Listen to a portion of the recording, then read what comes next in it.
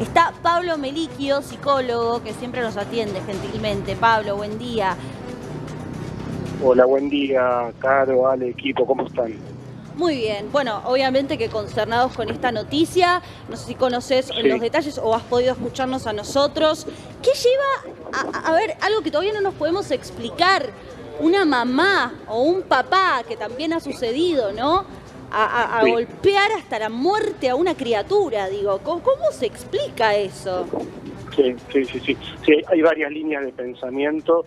El primero que tenemos que empezar a decodificar es que generalmente queda asociado el embarazo con felicidad y bienestar, pero sin embargo hay muchísimas mujeres, ¿no?, donde el embarazo y el parto, digamos, aumentan la vulnerabilidad, ¿no? A lo mejor tienen condiciones psiquiátricas digamos, o problemáticas psicológicas no resueltas, y entonces en ese tiempo de crianza se potencian las cuestiones no resueltas. Creo que, no sé si eras vos recién, Caro o Tamara, hablaban de que cuando un circuito de violencia no está resuelto, es probable que se repita la violencia. Es exactamente así, ¿no? Freud decía, lo no elaborado retorna incesantemente. Así que el primer punto a trabajar es que hay muchas mujeres, ¿sí?, que no, digamos, hay que desarmar también esta cuestión, ¿no?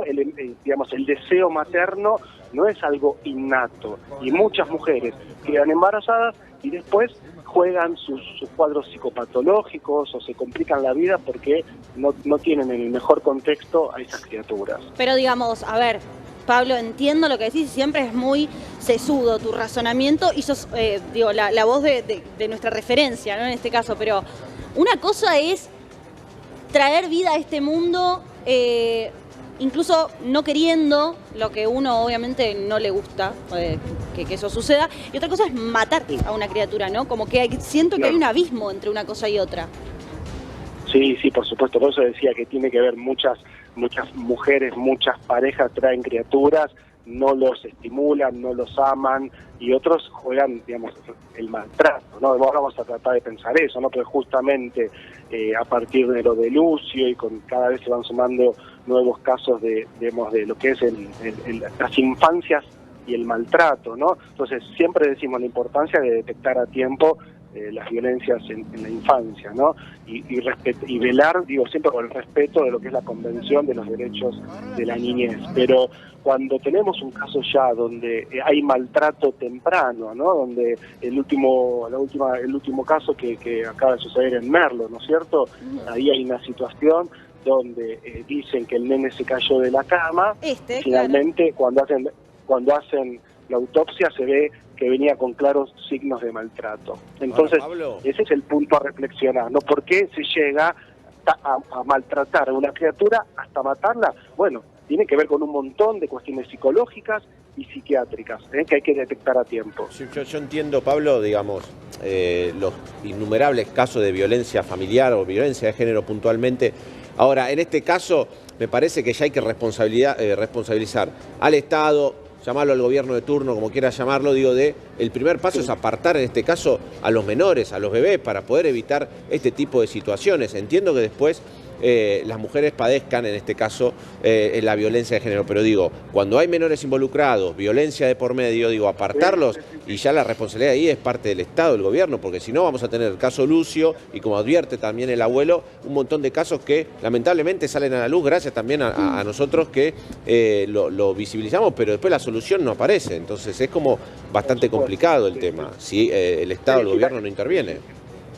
Sí, por eso, porque, digamos, como que son muchos factores. Nosotros tenemos que ayudar a la gente, porque quienes nos están escuchando tienen que aprender a decodificar los primeros signos de violencia, digamos, lo que es la violencia doméstica o la violencia de género, digamos, intrafamiliar, dentro de las cuatro paredes.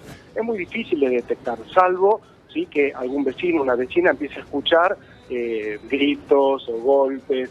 Pero después hay que ayudar tanto al Estado, porque muchos niños, muchas niñas, muchas mujeres llegan a hospitales y los mismos profesionales a veces no saben decodificar si realmente fue un accidente o es consecuencia de un maltrato. Y por otro lado, tenemos que pensar, como en el caso de Lucio, lo hablaba con Tamara en estos días, digamos, en La Pampa, si bien que tienen los hospitales, lo que se llama las historias clínicas unificadas, no estaba funcionando. Y esto es lo primero a que hay que exigirle al Estado, que si un niño, una niña o una mujer o un adolescente, alguien cae en un hospital con una fractura y después en 3 o 4 meses va a otro hospital con otra fractura y no se empieza a unificar los accidentes, entre comillas, claro, hay que hacer un centro de datos. Entonces, cuando se hace que funcione, universal. Y también que funcione la capacitación,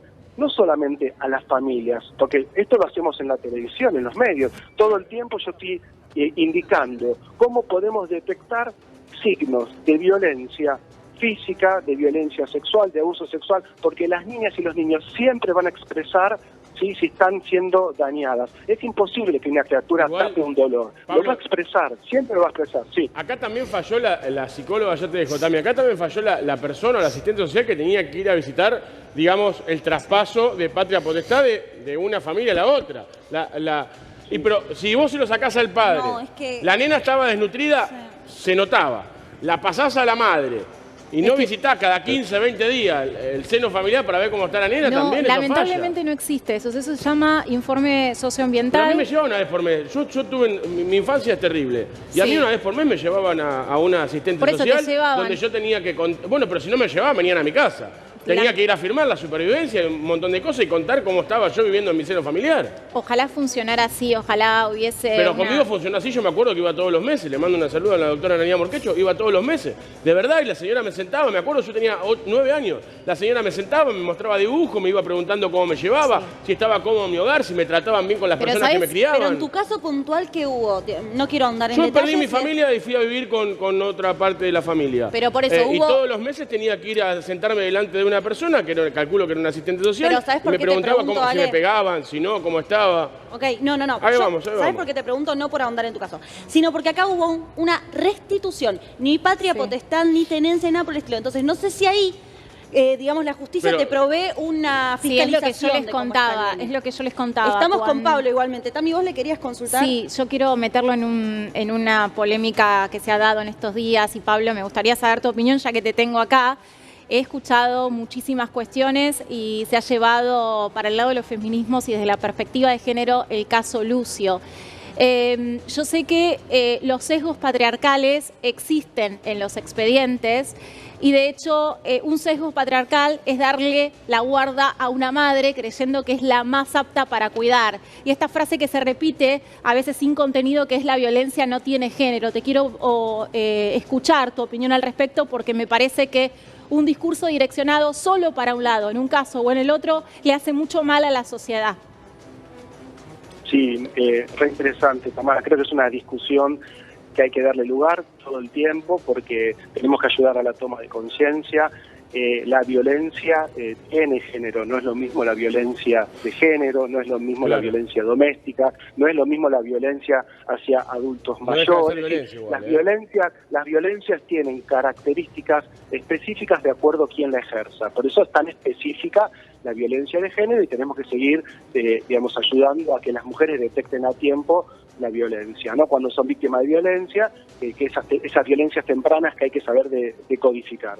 En el caso de Lucio y en otros casos, a veces, ¿sí?, rápidamente se cree que una mamá está más apta para cuidar a la criatura por el solo hecho de que es una mujer y que es madre, y entonces queda como el padre excluido, cuando muchas veces es el papá el que tiene mayores estabilidades emocionales, psicológicas y económicas, pero bueno, por eso hay que seguir instruyendo a la justicia con una verdadera perspectiva de género, ¿no?